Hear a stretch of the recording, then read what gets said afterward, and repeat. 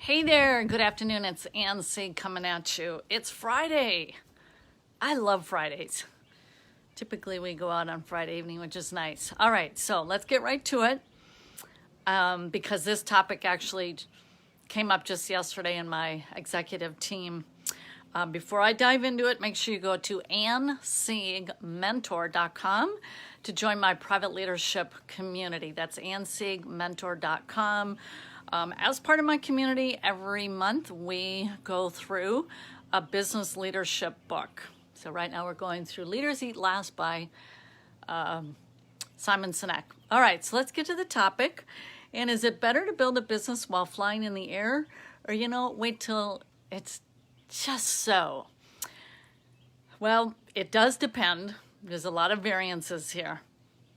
But I am going to say, overwhelmingly, my answer would be build it in the air.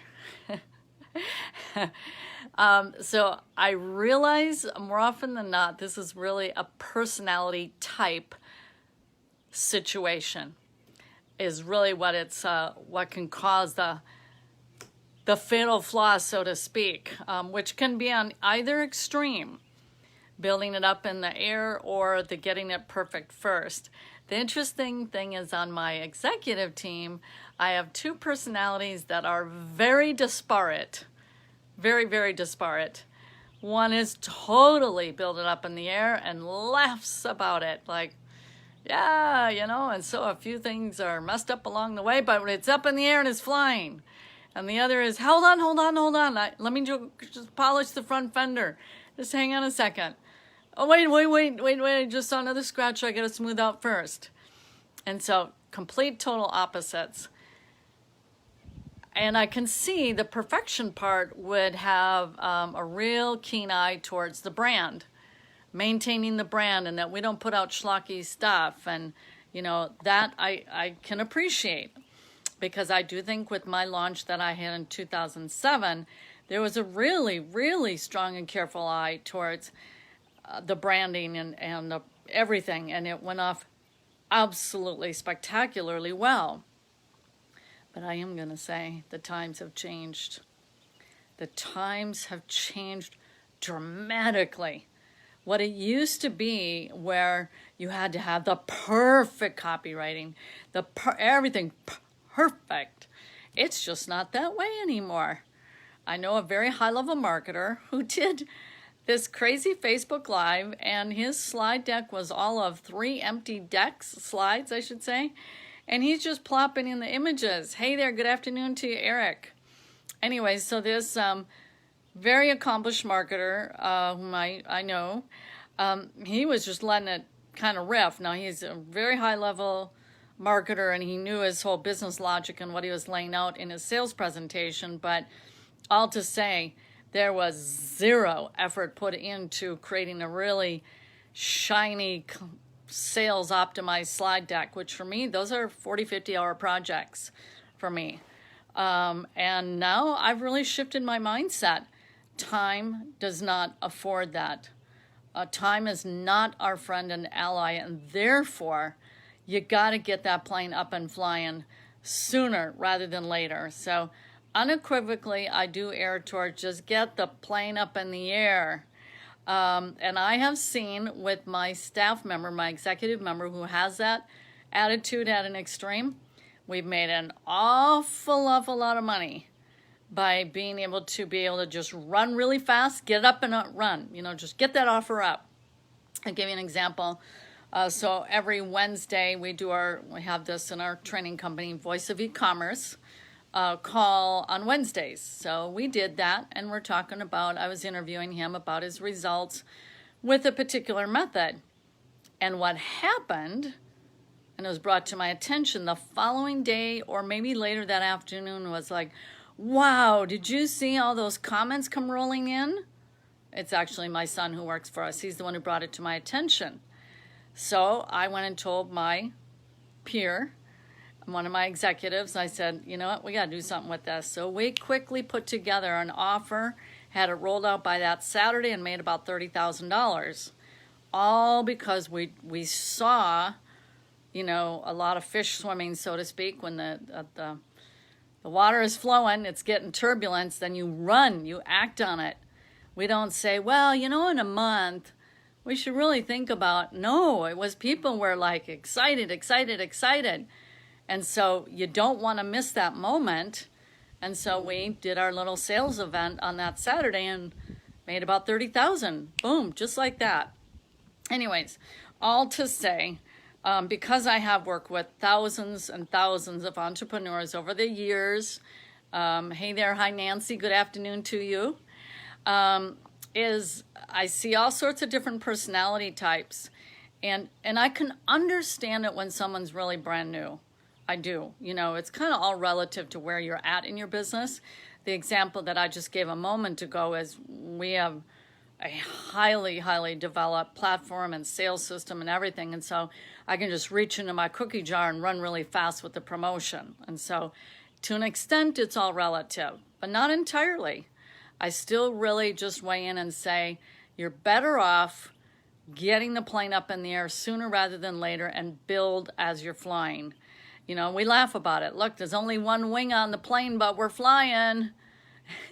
Because we move very, very, very fast. So I'm saying this to the whole broad spectrum of folks, but probably more to the newer folks, is don't let a whole year go by, waiting for everything to be perfect. I did a consult with a gal. She bought a Shopify site that had sales performance numbers. I got to remember the context here. I think she had sales performance through Shopify, but not on Amazon. It was one or the other. And so I gave her this consultation. I said, okay, so you have a list, right? She said, yep. I said, okay, and Mother's Day is coming up, right? She said, yep. I said, you can make a sales offer immediately right now, and you owe it to your people to do so. It was, actually, I think it was in her Facebook group.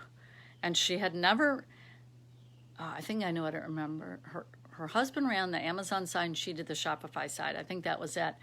Anyways, I said, you have a fiduciary responsibility here, my dear. And she had this for like a year and barely a lick of sales. And she was kind of so working on getting things pretty and, the design, this, that, and the other thing. I'm like, my gosh, you've got these new members you brought in and you haven't made an offer yet? This is crazy. I said, with Mother's Day coming up, it was a tea company and it was really awesome brand, and she'd been doing a good job in her group, but she wasn't monetizing. And so I said, okay, now my reason why I'm working with you right now is to help you make money. Are we 100% clear on that? She said, yeah. I said, okay, so this is what I need you to do, and then I want you to get back to me. I never heard back to her. I had heard back from her. So, and I never saw the offer on the page, so I assumed she never ran with it. And so for me, there's nothing worse than giving professional advice and people not implementing, especially when it's taken to the money advice, which I got plenty of that, and she didn't implement. She already had her plane, but she thought it had to be just a little more perfect. A few more touches on the, I think I'm going to put on a logo on the back of the plane, and I still got to buff up this, and I got to buff up that. No, you don't. You just need to get an offer out there, and you owe it to them. That's what I told her.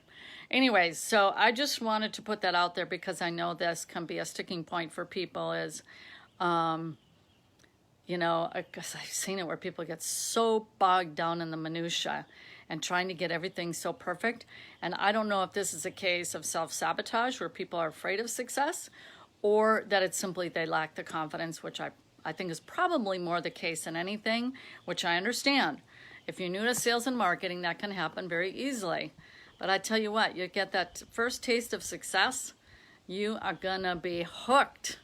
You're going to be hooked. So that's what I just want to let people know. So again, to join my private mentorship group, go to annsiegmentor.com. So I'm the CEO of my company. We've got a team of about 12 staff. And then I've got a certification program with certified trainers and coaches. So it's about 17 members of my staff and growing. And so I run the company, but my chief duties in the company is I run marketing. I oversee marketing. I put together almost all the campaigns and offers and everything. And so marketing is my thing. Sales is my thing. And by the way, our recent book that we just covered in May.